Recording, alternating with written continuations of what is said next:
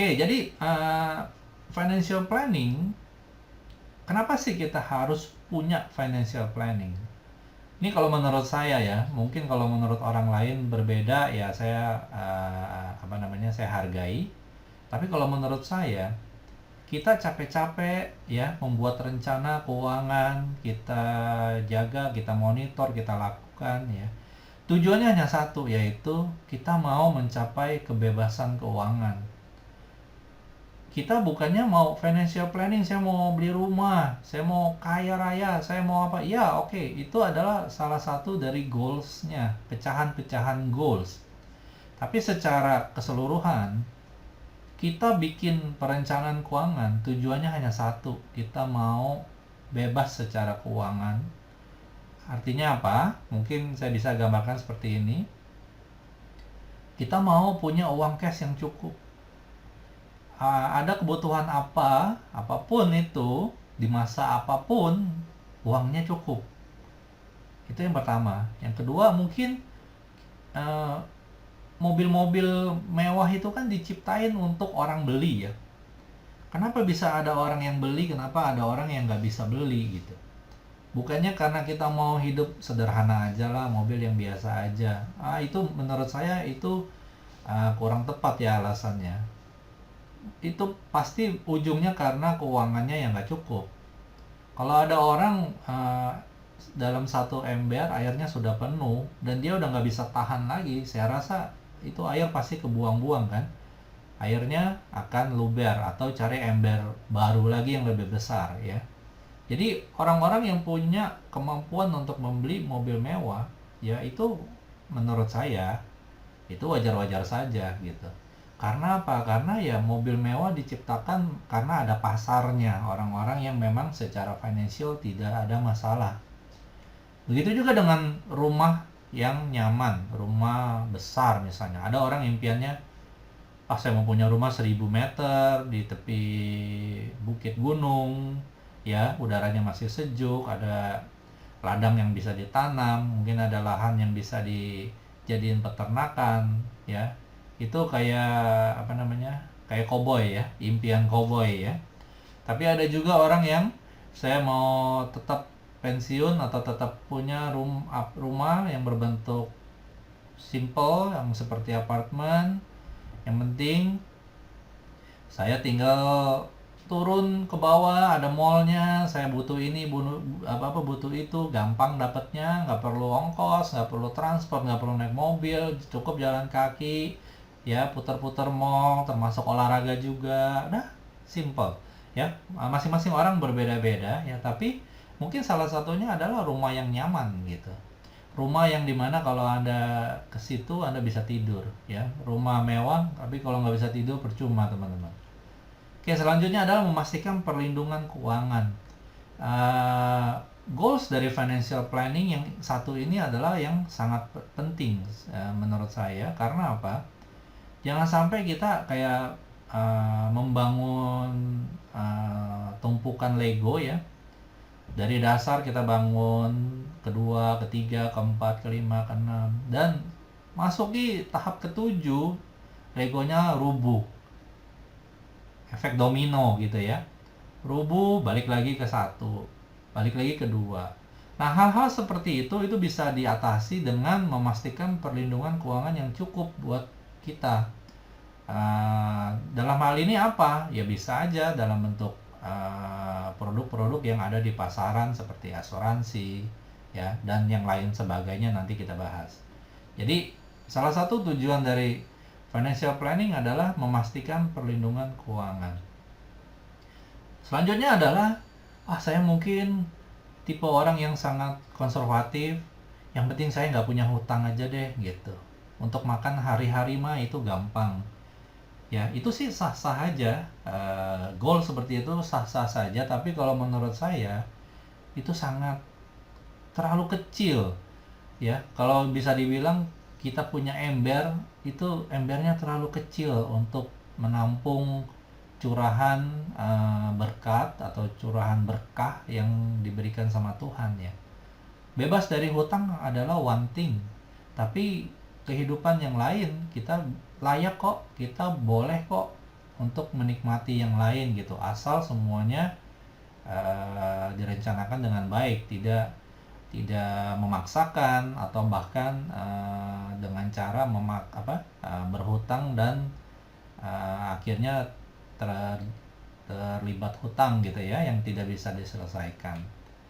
Anak-anak selesai sekolah yang terbaik ya, siapa sih yang nggak mau sekolahin anak ke sekolahan terbaik ya? Kalau orang bilang juga sama, saya mau yang deket rumah aja. Saya yakin itu hanya karena masalah keuangan. Makanya ada sekolah-sekolah yang baik di negara kita ya, di Indonesia. Juga banyak sekolah-sekolah yang baik di luar negeri, seperti mungkin di Australia, mungkin di Singapura, mungkin di Inggris, mungkin di Amerika ya. Buktinya lulusan dari universitas yang bagus-bagus itu, mereka pun mencetak orang-orang yang baik gitu ya, orang-orang yang sukses ya, karena dengan pendidikan yang baik ya, di sekolah-sekolah yang terbaik, secara nggak langsung anak kita mempunyai jaringan network yang bagus. Itu tidak bisa dipungkiri. Kita sekolahkan anak kita di tempat-tempat yang biasa, mereka akan punya jaringan yang biasa ya. Mungkin jaringan yang biasa ini bukan hanya dari level ekonomi aja ya, mungkin juga bisa dilihat dari sisi intelektual, kemampuan atau cara berpikir anak tersebut ya. Sehingga anak-anak kita bisa berinteraksi dan berteman dengan mereka, sehingga mendapatkan ya itu masukan, mungkin kedepannya kerjasama yang sangat baik. Oke. Selanjutnya adalah tujuan dari financial planning, memastikan tetap berpenghasilan memadai walaupun mungkin sudah memasuki usia pensiun misalnya. Usia pensiun kalau mau dipikirin agak sedikit stres ya teman-teman ya. Karena apa? Karena setiap hari seperti hari Sabtu dan Minggu. Setiap hari keluar duit. Setiap hari saldo berkurang. Tapi tidak ada lagi paycheck, tidak ada lagi transferan dari kantor setiap bulan. Ya, jadi memastikan tetap berpenghasilan memadai ini sangat penting untuk kita jaga, baik hari ini maupun nanti sampai setelah kita pensiun. Tetap harus punya penghasilan. Caranya gimana ya, nanti kita bahas. Terus menikmati hari tua bersama suami dan istri ya. Yang seperti tadi saya bilang, kenapa Firdaus diciptain hanya untuk Adam dan Hawa, tidak ada anak-anaknya ya.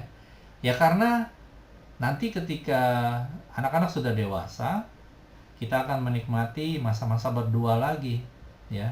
Dan pastikan uang Anda cukup untuk menikmatinya ya. Kalau enggak nanti Anda stay di box ruang tamu ya, atau di box ruang TV ya.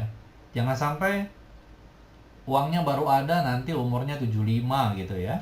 Mau pergi ke Beijing ya, mau lihat nih tembok Cina yang terkenal itu ya, tapi umur udah 75 teman-teman ya. Itu ibaratnya baru nyampe tembok Cinanya ya, baru turun dari bis ya, baru 5 menit itu Anda udah naik lagi ke bis. Yang satu alasannya karena dingin, jadi rematiknya kumat. Yang kedua ya karena tangganya tinggi-tinggi, nggak bisa dinaikin ya, karena dengkul udah mulai getar-getar gitu ya, udah ngilu-ngilu gitu. Oke, terus selanjutnya adalah mungkin memastikan warisan bagi yang dicintai ya. Beberapa orang memikirkan hal ini sebagai hal yang baik di dalam keluarga. Ambil contoh yang tadi, anak-anak kita nanti ke depan, mereka akan menghadapi kesulitan untuk pertama membeli properti. Karena apa? Karena mereka akan lebih fokus bekerja atau membangun bisnis, dan kemungkinan besar tidak bisa beli properti. Karena kenaikan income mereka dengan kenaikan harga properti itu tidak kekejar, tidak sebanding. Ya, jadi mungkin salah satu pikiran yang sangat baik adalah bagaimana kita mewarisi suatu aset atau warisan yang sebenarnya aset itu kita pakai untuk menikmati hari tua ya bersama suami istri. Tapi setelah tidak terpakai lagi atau kitanya udah cekot contoh ya. Ya bagaimana caranya warisannya itu bisa dinikmati oleh anak dan cucu. Jadi ada 9 yang saya simpulkan tentang kenapa sih kita penting merencanakan keuangan dengan tujuan yang hanya satu, yaitu mencapai kebebasan keuangan. Ya, jadi Anda mungkin sudah mulai terbuka saat ini, kenapa saya harus merencanakan keuangan. Ya, tidak ada alasan lain atau tidak ada gagasan lain gitu ya, bahwa kita rencanakan keuangan hanya untuk satu hal. Ya, kita maunya semuanya 99 ini kejadian ya, berdoa sama Tuhan 99 ini kita bisa dapat, kita bisa raih ya, yang tentunya dengan kerja keras dan disiplin. Oke.